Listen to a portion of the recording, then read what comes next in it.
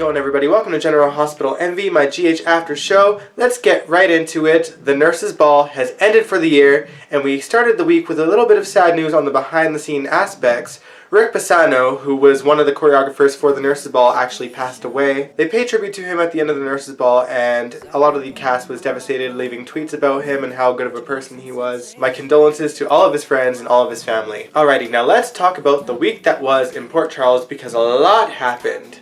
A lot. First off, Kiki confided in Michael about Dr. Bench and what he's been doing to her. She was a little tipsy and forgot that he was actually on the hospital board and asked him to stay silent about it. Probably not the best move, Kiki, although you do make some worse decisions. More on that later. Now, Kiki's mom, Ava, got into it with Griffin about her number at the nurses' ball. He wasn't too thrilled about it, and Ava got angry and broke up with him. All because of her strange paranoia that Kiki and Griffin were having some kind of affair behind her back. Which is ironic, because guess what happened right after that? Griffin got drunk, hung out with Kiki, and then they slept together. They had a Kiki. If that isn't the definition of left field, I don't know what is. There was literally no sign of them being attracted to each other at all in any of their scenes ever. Overall, it was pretty cringeworthy, but I gotta admit, I like Griffin when he's drunk. He actually has a lot more personality, no offense. I still like Griffin, but he's just hilarious when he's drunk. Very much like the actor who plays him when he's sober. The next morning, Ava shows up back at Griffin's hotel room where Kiki hides in the corner while she talks to him and begs him for forgiveness. Griffin definitely wanted to confess what happened, but Kiki was begging him not to do so. Ay, ay, ay. And if that whole situation wasn't gross enough, Ava comes back to the room,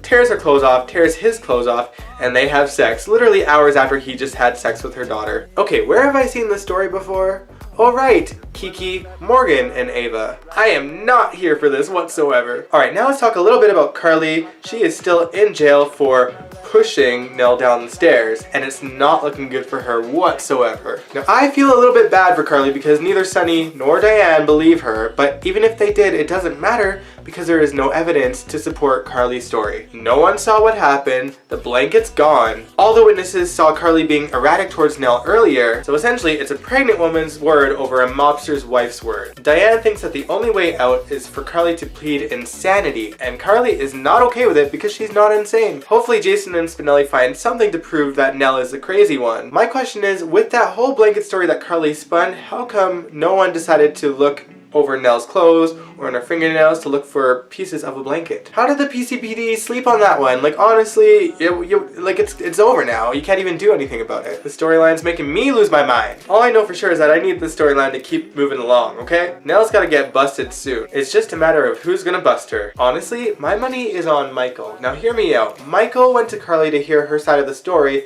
and then Michael went to Nell saying that he thought that Carly's story was outrageous. Basically, Michael told her that he will not let her out of his sight. Made it seem like it was a romantic thing, but I think otherwise. I know Michael's usually gullible, but there's something inside of me saying he might be figuring stuff out on his own. I mean, he is a Quartermaine after all, and they're very tricky. Please let this be true though. This is one theory I really want to happen. Alright, now let's talk about Heinrich Faison.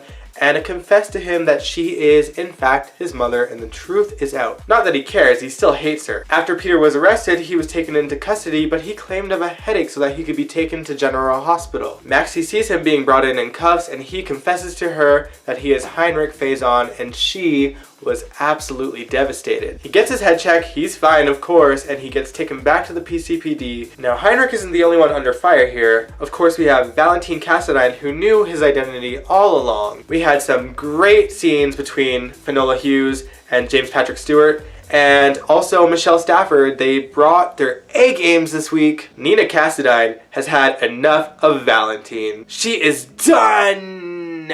And that's how she said it too. I am done! He tried all the excuses in the world and she would not budge. Some people believe that she might go back to him, and maybe that's true, but once she finds out his role in Charlotte's mother's death, you know, the fact that Claudette is alive and that he told his daughter otherwise and put her through a traumatic experience, not to mention making her brother, who is now dead, believe that Claudette was dead and never found out the truth. Valentine, your days are numbered. Anyway, meanwhile, back at the PCPD, Anna refuses to cooperate with the WSB or the police to get her son thrown in jail. I mean, technically her statement might not even matter because he's got a lot of charges against him regardless. However, Peter, aka Heinrich, has something up his sleeve, and I have a feeling it has to do with Valentine. I don't know if I'm right or not. I'm just guessing. I don't read much spoilers. It's actually just what I'm hoping for, something to put that guy away for good. But even though the guy has something up his sleeve, he's got Maxie and Lulu to deal with as well. Maxie decides to bring Lulu back into her life in order to take Peter/Heinrich down. I doubt they'll accomplish it, but at least they're friends again, I think. But yeah, that was This Week in Port Charles. Now before I end this week's video, let's talk about a song that was used on Wednesday at the end of the episode. The song was called How the Story Ends, and the artist is called Secret Wonder, and I have uploaded it on General Hospital Jukebox, my second YouTube channel. Check it out. And if you still need a GH fix after that, let me tell you about some podcasts that you should listen to. James Lott Jr. did 2 podcasts, one interview with Chloe Lanier, who plays Nell, and another one with Ed and McCoy, who plays Jocelyn. In addition to that, you got Stone Cold and the Jackal doing another podcast where they interviewed Tyler Christopher. They're all worth checking out, and I definitely recommend that you listen to them. Oh, and heads up YNR fans, if you were a fan of Elizabeth Hendrickson, she premieres on GH this Monday, so stay tuned. On that note, if you like this video, give it a big old thumbs up and subscribe if you want to. I do these videos every Sunday, and I will catch you guys next week.